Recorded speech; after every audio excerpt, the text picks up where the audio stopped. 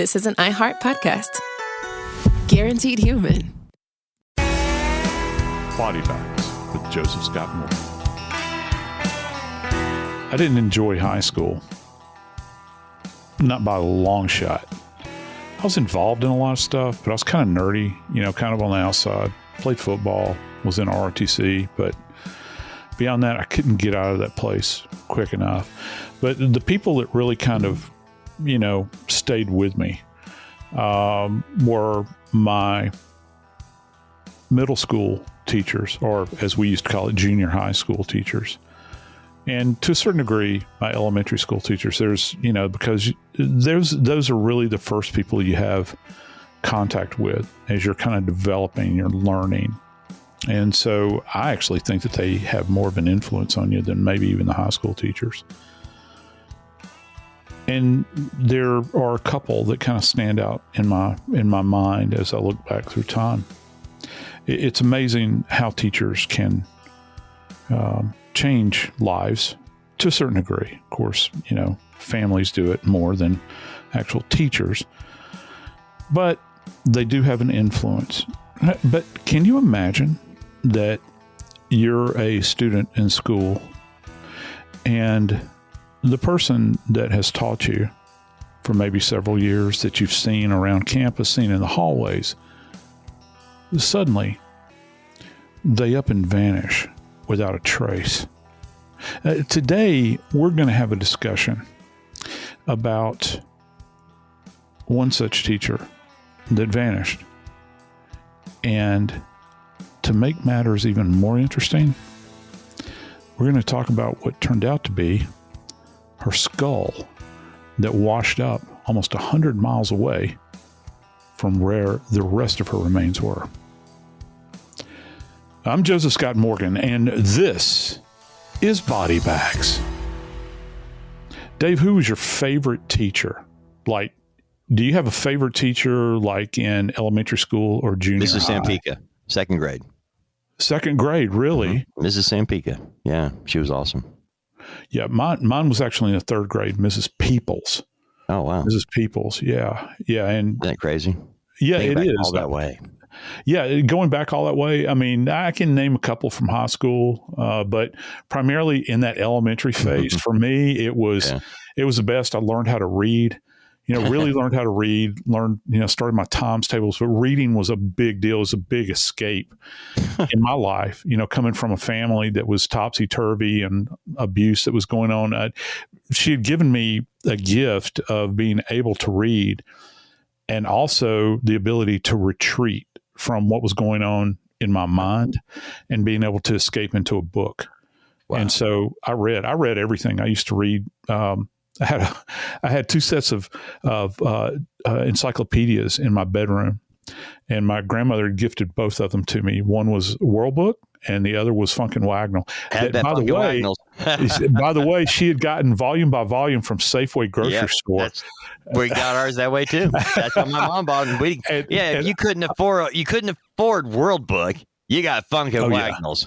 Yeah, because you'd have to buy the World Book all at once, and it would be like a college kid that would show up at the door, and they're trying to they've got the summer job. I always thought, God, that's a tough job, and they would come by and they would sell them that way. But my encyclopedias, and then started out reading the Hardy Boys, and which I had every one of those volumes, and a lot of other stuff. As I got older, because of reading in second grade. Very important thing. It truly is. And, that imprint is left. But Dave, I got to tell you this case, which I'll go ahead, full disclosure right now. This is as a result of our great friends at Othram Labs in the Woodlands. They finally closed out a case that I believe, and correct me if I'm wrong, I believe initiated in 1987. That's when Kay Adams. That's I can't pronounce her other name. I think it's Medin. Medin. I think so. Yeah. I can go with that. But whenever they give me an AKA and it has a Smith, Jones, or Adams, I'm going that way. So either way, maybe that was a teaching thing, because sometimes you get a teacher and you know them as one name, and then they get married and the name changes and it messes with everybody. I don't know. Yeah. But anyway, you look at it in 1987, 48-year-old elementary school teacher, Kay Josephine Medden. Her husband goes on a business trip, and when he returns, she's gone. He goes to police. Hey, my wife's missing. They live in a fairly rural area in Northern California, Humboldt County. And the husband, of course, goes to the police, goes to the local sheriff and says, hey, my wife's missing. I don't know where she is. And so they start looking. I mean, he's been gone. She was here when I left. She's not here now. I don't know what that would be like, Joe. I mean, I'm putting myself in that man's position and going, what? Because this is a different time. 1987, you didn't have cell phones. You didn't have the things that right now, if you and Kim were separated by distance, you could pick up the phone and get her on the phone right now. There would be no missing for a day. If you couldn't get her on the phone, and you should, be able to get her on the phone, you would have somebody looking for her. But in this case, he's gone for however long on business and gets home and his wife's not there. He didn't have any clue. We don't know when she went missing because there was nobody home. But precisely. But we know they searched as soon as they got home. Yeah, they did. And keep in mind, the specifics of the story is kind of interesting. And it goes along, Dave, with what you're saying about the husband going on a business trip. They merely talk about how she was gone, or she went missing, get this, in the summer of 1987. Yeah. Now, I don't know about you, but by my count, summer lasts from essentially like June 20th or something like that most of the time, and then into September. Yeah. So that's the kind of broad spectrum that you're working on here. Now, obviously, they could probably narrow it down, but they're saying he was on his business trip. Yeah, precisely. And that's how you would go back and pinpoint it. The other thing that's kind of missing, in the story is the idea of precisely where he went on his business trip. Where was he? And I'm not saying, and look, as you well know, you and I are history on the show. We talk about looking for individuals that are associated with the individual. Like the intimates, familial stuff. And it feels like I ought to just have that on a loop. Yeah, I know. But it's one of those things that plays in to a lot of these cases. But, he's out. He's away. He's away from her so that you don't have day-to-day accountability.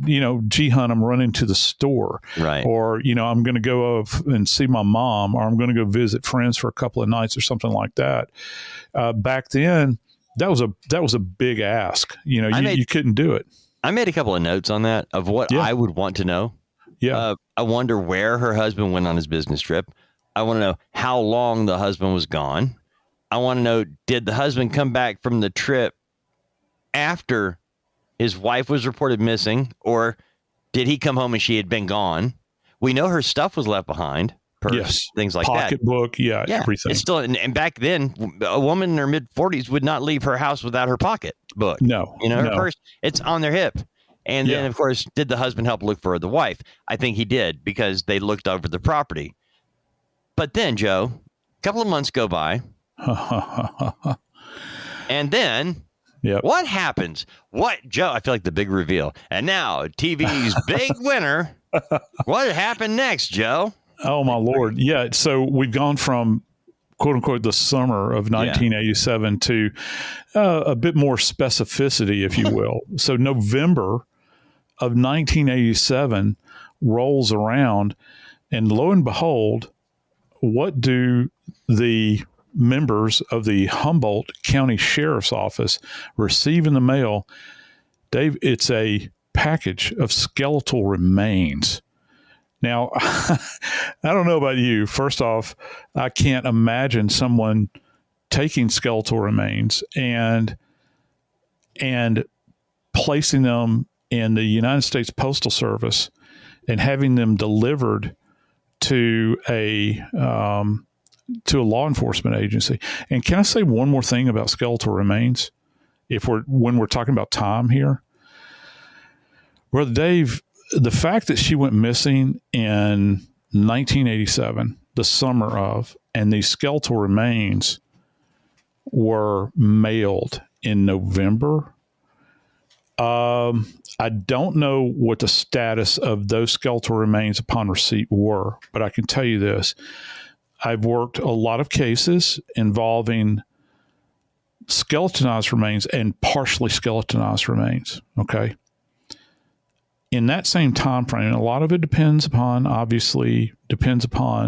the environmental conditions. But Dave, I got to tell you, after a period, let's say that she went missing in June. Okay, so we've got July, August, September, October, November. That's 5 months.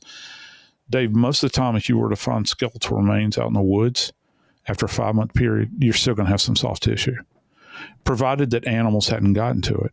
So that opens up an entirely different world here. If these remains, let's just say the status of them was completely cleaned upon arrival at the sheriff's office, you're talking about something that is so beyond the pale here, because if you've got an individual that brought about her death, all right, and they had these skeletal remains, they spent time with them, Dave.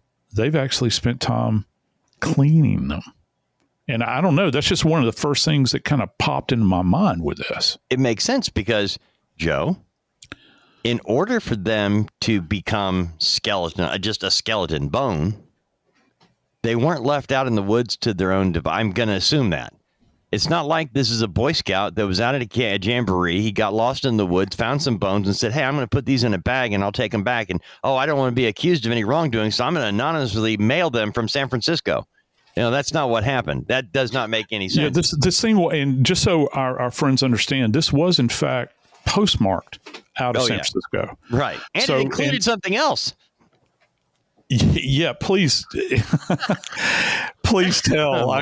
Because this thing just gets, what was it? Alice said it gets curiouser and curiouser. Yeah, please go ahead, man. All right. So we have bones sent in the mail, and they find a note.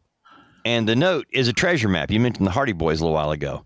Yeah. I like to think of as gold doubloons and pieces of 8. All belong to Applegate. The gold is here, but wait. So they get a map. The remains are incomplete. It's not a complete skeleton.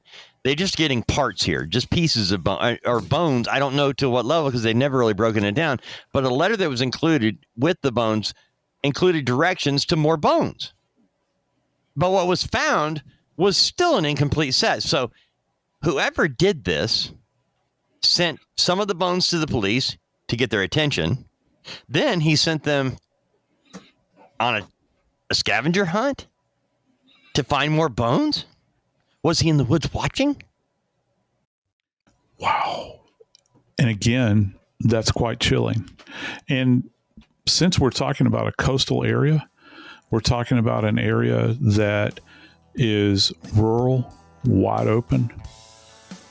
I wonder, did X actually mark the spot?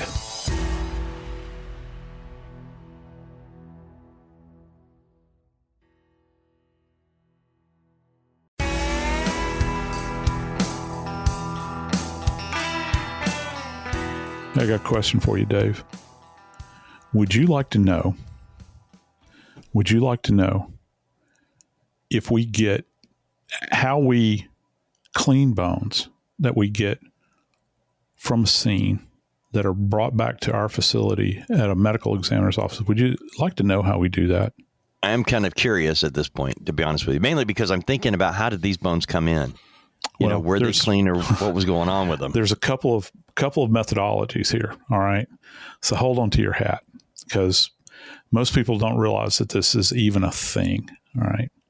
So if we have remains that, and when I say partial skeletal remains, generally what happens when you find a body, I have found, at least in my experience, that the things that actually, the areas that degrade the most, where you're going to have the least soft tissue, are going to be the appendicular skeleton, which is like the arms and the legs. Okay. So the feet, you'll have little bones, the little complex bones that kind of fall away. You have to be real careful, particularly in the feet and the fingers and that sort of thing. But then as you get closer to the core, there's still a chance you're going to have soft tissue.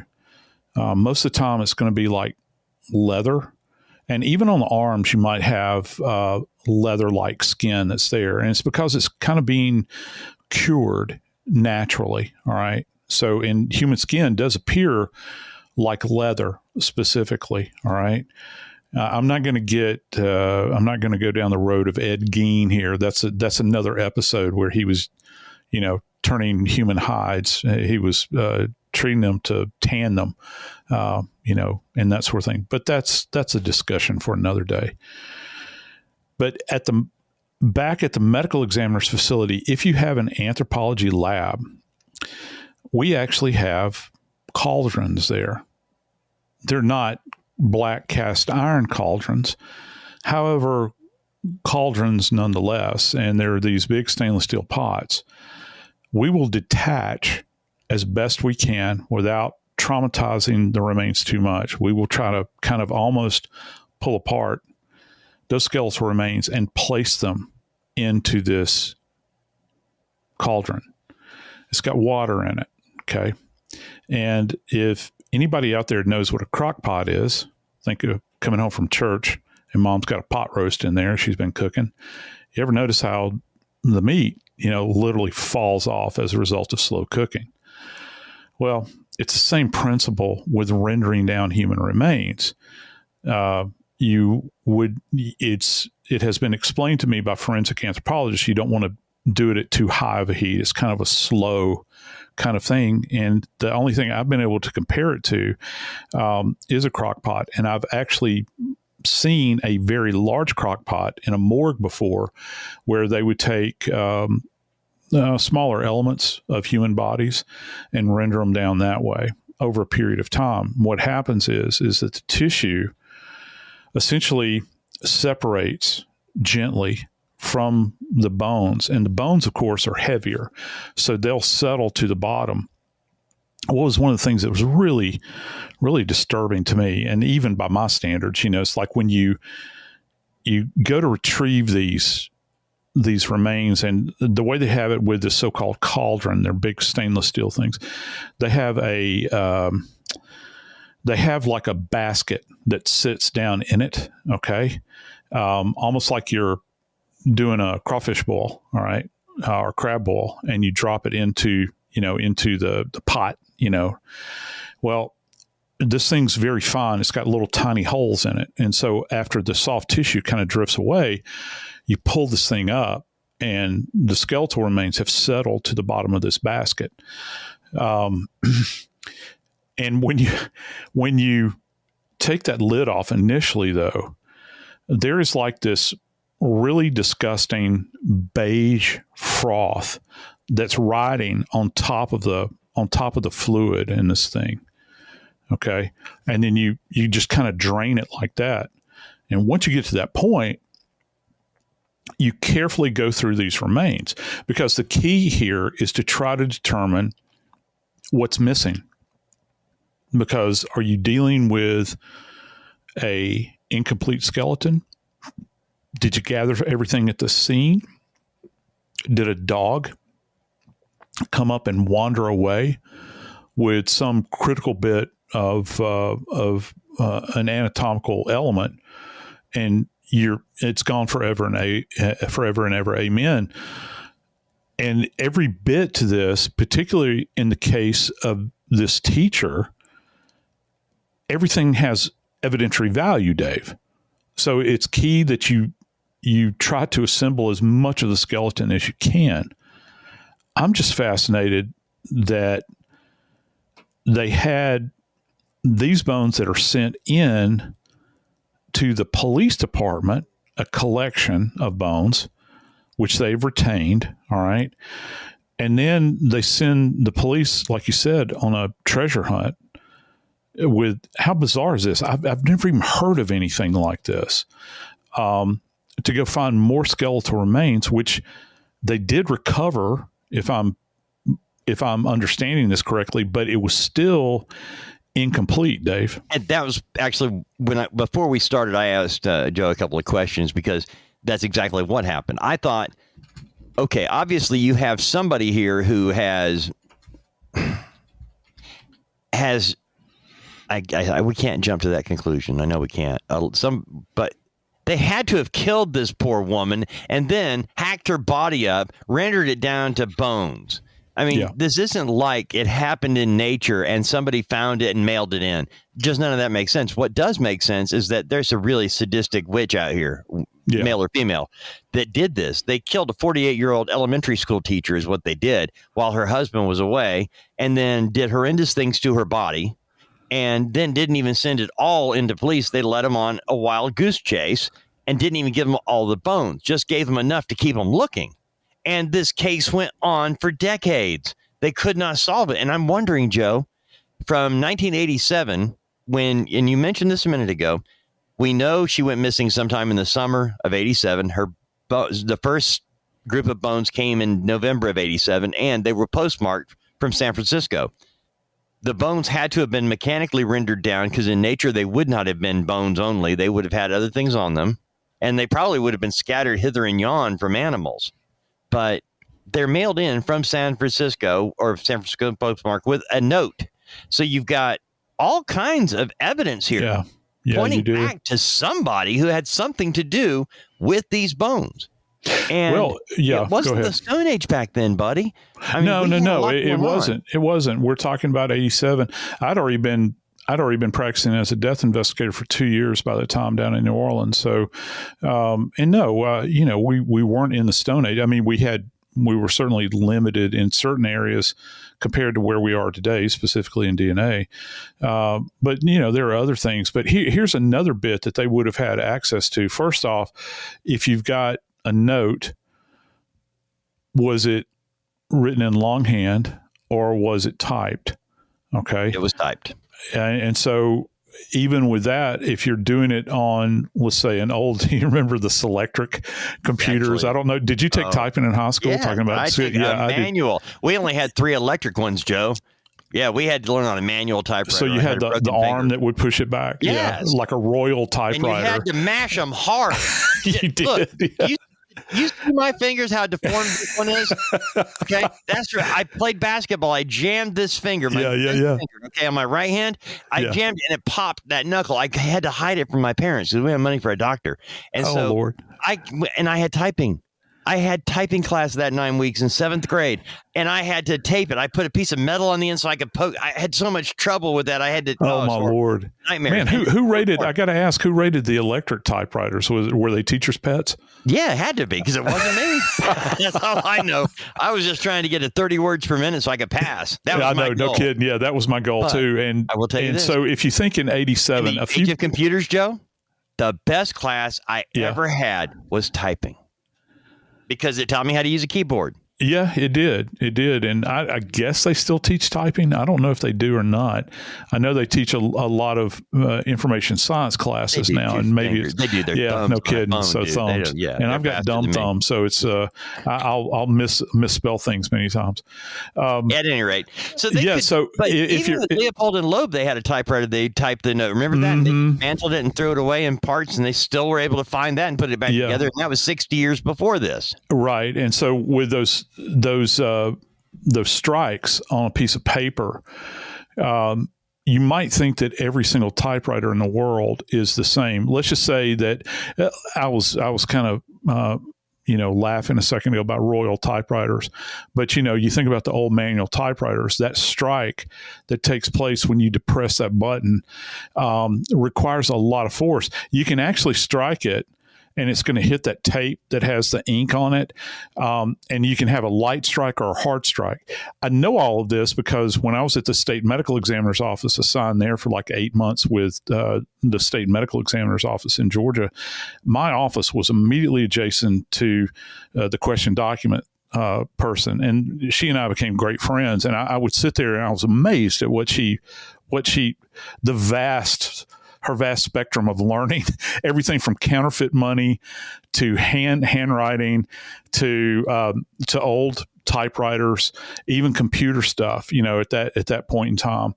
So yeah, you've got that bit of evidence, which would still be significant. But look, you can have all the typed letters in the world, but if you don't have a machine to go back to. Now, there are certain machines out there that generate a particular type of strike that would separate one particular brand from another. That might be something that you could go on, but you would have to, and you can narrow it down to, say, Selectric. All right. Yeah. But how many editions of Selectric were made over the years, that somebody could go, we can't even begin to calculate that. You could find a fingerprint on the paper. Yeah, you could. Again, I think I mentioned the other day about the use of, you've got one of the ways you recover prints off of paper is you can either use like ninhydrin spray or you can use iodine as well, and that binds with it. And you can actually pick up on graphene iodine raising latent prints on paper, and it's beautiful. I mean, it's there forever and ever. Amen. Once you do it, though. Well, so yeah, and the features are very unique. Here's another piece to this, no pun intended, but with the skeletal remains, let's say that he didn't have knowledge of Professor Morgan's crock pots, all right, and what we know to use in forensics and how anthropologists render things down. Well, that leads me to think that if he's taking soft tissue off,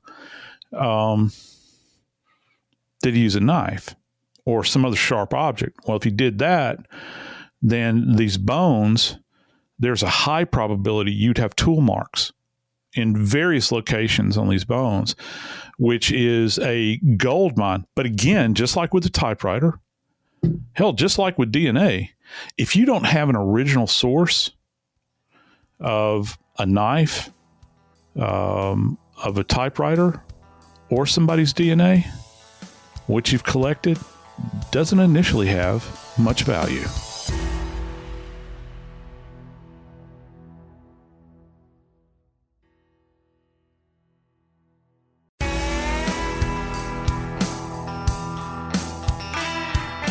So, we have this presentation of the skeletal remains which arrive at the Humboldt County Sheriff's Office, along with a note, this kind of cryptic note, to, again, send the police out to a specific location to recover remains. But Dave, something happened in 1993 relative to this case, and I'm actually kind of fascinated by this because what are the odds? What are the odds that this particular partial element would ever be discovered? It's almost like there's a hand of providence on this. Why is it an anonymous person that found it, Joe? I'm curious about that because the finder of this piece of skull, the person who found it, is anonymous to us. And where they found it is kind of anonymous. Go ahead and say it. Oh, I thought they're impossible. Yeah. I mean, I got some real questions about this that I'm not suitable to ask. I just really wonder, Joe. I mean, does this not make you question everything that you know about? Because we know we got the first set mailed in with the note to the second set, and now we have part of a skull, and I'm assuming a couple other bones, not just one little piece of bone here, because how would you pick up one piece of bone in the woods and think I got a human skull? Yeah. I don't know how big it was. Do you? Was it big? No, I don't know. It sounds like it was fragmented, and there's any number of things that could have happened. All right. Maybe the skull or that portion of skull, because it was a partial skull that was recovered. And if I'm not mistaken, this skull, this part of the skull, was actually found in a beach area in what's referred to as Trinidad Head. 100 miles away. Yeah, 100 miles away from her home. 100 miles. So Trinidad Head, is that a tip? Finding part of her skull on Trinidad Head? Oh my gosh. I hadn't even considered that, Dave. Really? You're in the wrong line of work, dude. You need to be. That's actually kind of fascinating, isn't it? And so we don't know who the finder is, and they're never named, but they found this partial of a skull, and how that skull would make it back to the rest of the remains again is kind of fascinating as well. How, and I'm asking this in a kind of a generalized kind of way. How did they connect these remains from Humboldt County to this partial skull that's 100 miles away? And the other thing too here, I can't get past the idea of that note and those remains being mailed from San Francisco. I know as a native Californian, you can explain this to us because, those of us that are uneducated geographically about California, we always hear the terms Northern California and Southern California. You're a Southern California dude. Correct. And so you've got Northern California, and this is Northern California. And I've driven up the coastal road there, 101. There's a whole lot of Northern California. Not to say there's not a lot of Southern California, but it's totally different. The further north you go, the more isolated it is. I grew up in suburbia.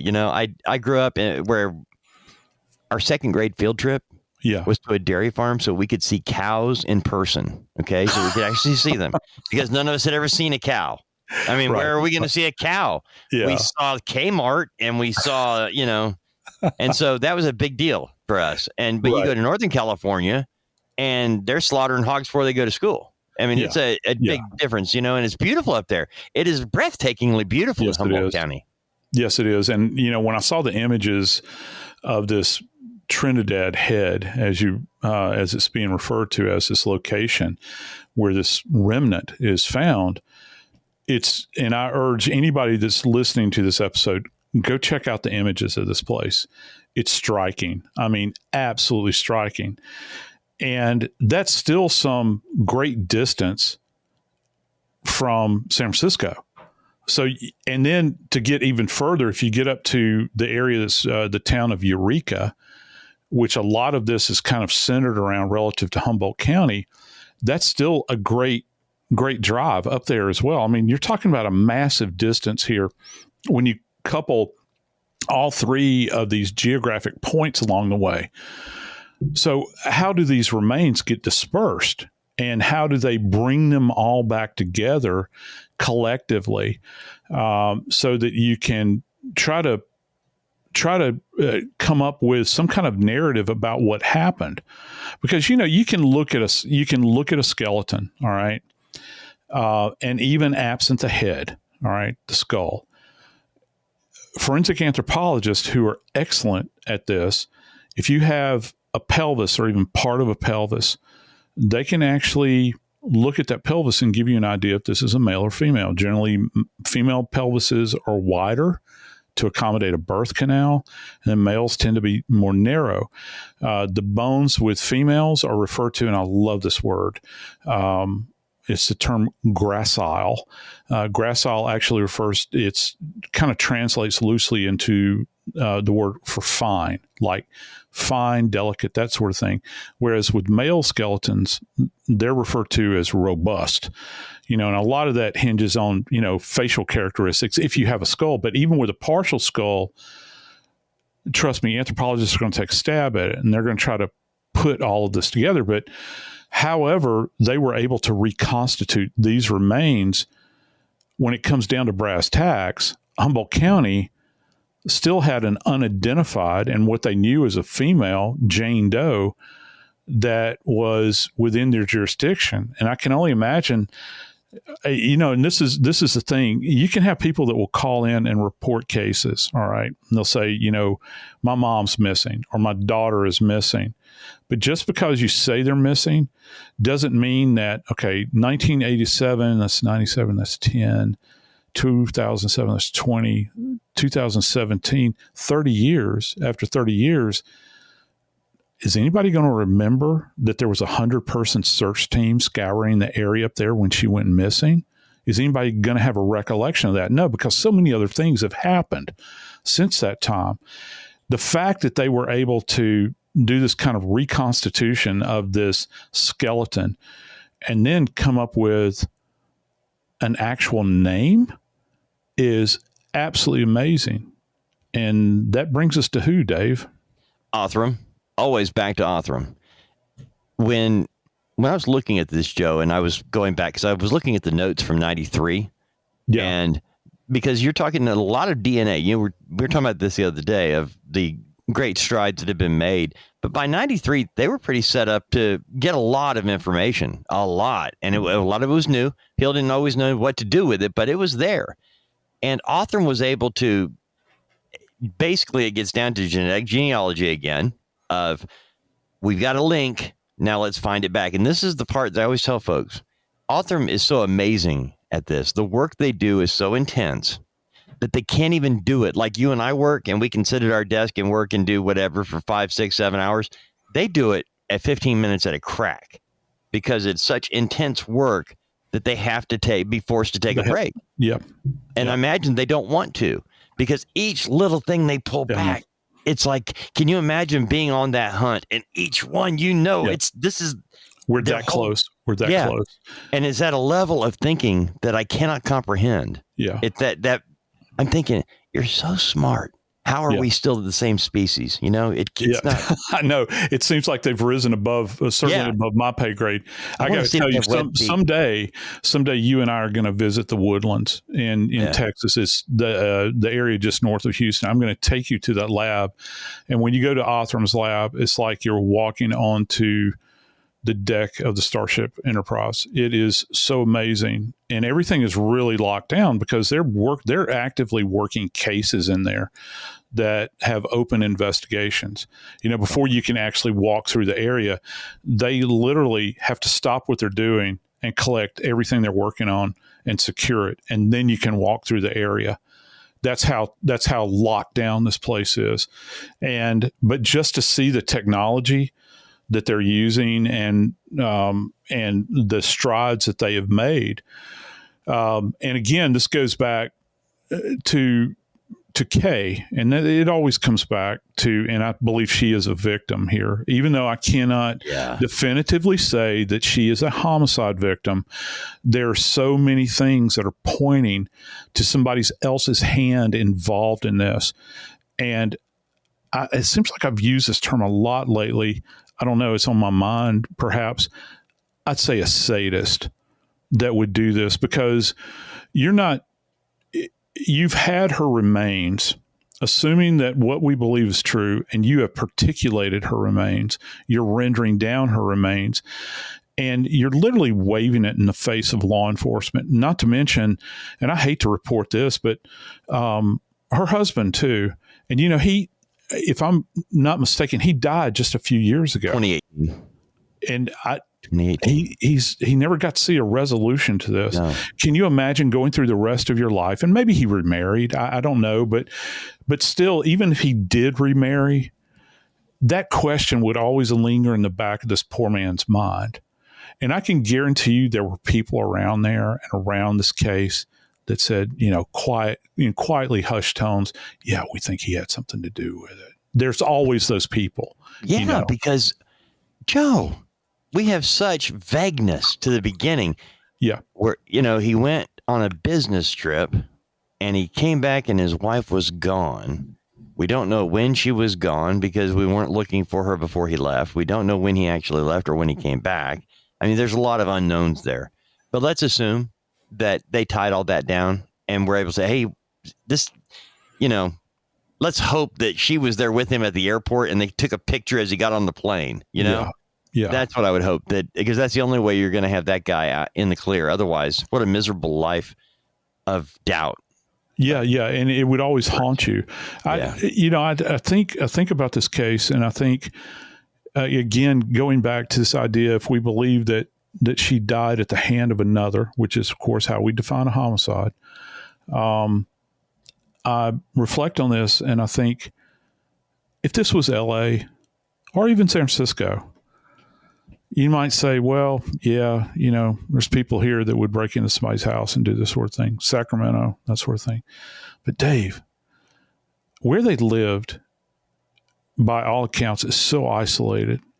It seems to me that whoever had an awareness that this couple lived there would be very familiar, not only familiar with that, but also familiar with the comings and goings of her and her husband. Additionally, you brought up a great point, and it really hit me like a ton of bricks when you made the mention about the map and sending those police out there to look for those remains. Was he watching? Was he watching? I don't know. Maybe he was, because if he has a sadistic bent, he would probably take great pleasure in doing that sort of thing. But we do know this. We do know that part of this puzzle, at least relative to who this victim was, has been solved. The journey of any death investigation generally starts, in my opinion at least, with the identification of a victim. Because if you learn who they are, that is the first step on a long journey towards success. Because once you know who they are, you begin to explore who their associates were. Who was it that she came in contact with? Well, back in 87, she was teaching in a public school. She had contact with a lot of people, students, parents, staff members, maybe the guy that was coming to the school to deliver sodas, or the people that would pull up in the truck and deliver the food, or maybe the guy that hauled away the trash at the school. See, in a small community, if you work at a school, you probably have more contact with individuals in that tiny community than anyone else that might occupy that same space. So I think that is probably the starting place in this case. Because, at this point in time, the husband, who has unfortunately passed on, is not somebody you can go back and chat with, but there are people to chat with. But again, a big shout out to our friends at Othram. They are doing, in my estimation, God's work. I think that this is the noblest thing that you can do as far as death investigation goes. The reason, and I always say this, the reason that I believe in what they're doing is I've stood over the graves of so many people that were placed into Potter's Field with no name, simply an aluminum band that's wrapped around their ankle, wrapped around their wrist, that's snapped in place. They're placed in a body bag and thrown in an unmarked grave. And it just says Jane Doe or John Doe. So many of those cases I stood over and watched them push the dirt in. They're clearing these, my friends. They're clearing them. And you can help clear them too.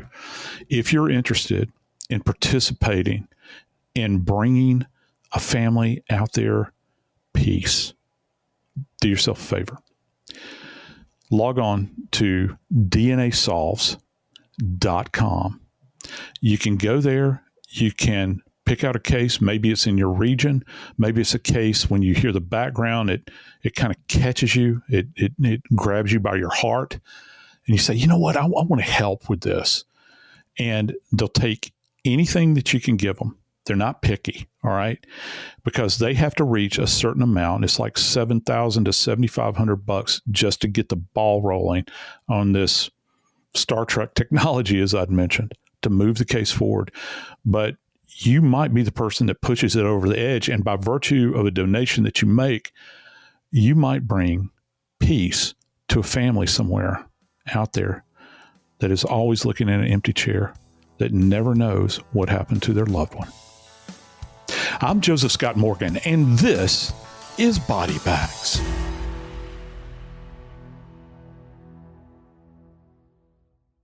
This is an iHeart podcast. Guaranteed human.